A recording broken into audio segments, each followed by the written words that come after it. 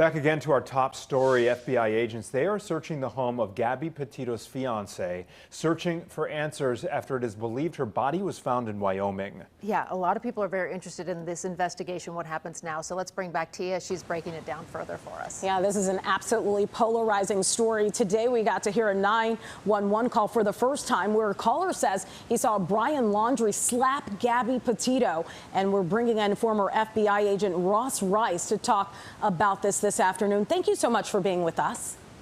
My pleasure, Tia.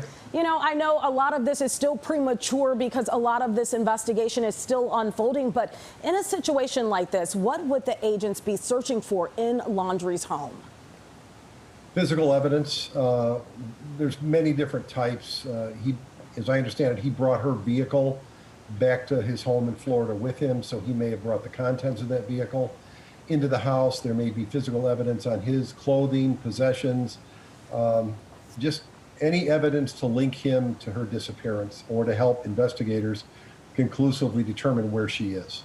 We know he's still considered a person of interest, but so far he has not been very cooperative with this investigation. What do agents do when they have someone that's not being cooperative to try to get to the heart of exactly what happened?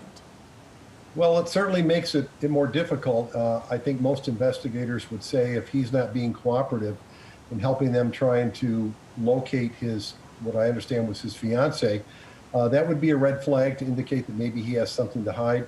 But you really can't compel anyone to cooperate or to provide a statement. So they're just going to have to proceed with other avenues of investigation without his help.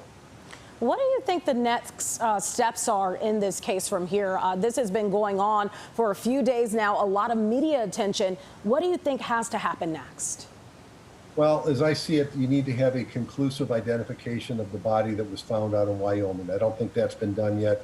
That'll be done forensically through DNA, through dental exams, maybe even fingerprints. And then the next step is to determine if it is her, what is the cause of death? Was it an accident? Was it foul play? And then is there evidence to support foul play? Who would have committed the crime if there is one? You have to have something to link Mr. Laundrie or anyone else to this crime if that's in fact what it was. All right. Former FBI agent Ross Rice, thank you so much for joining us here on First at 4. My pleasure, Tia.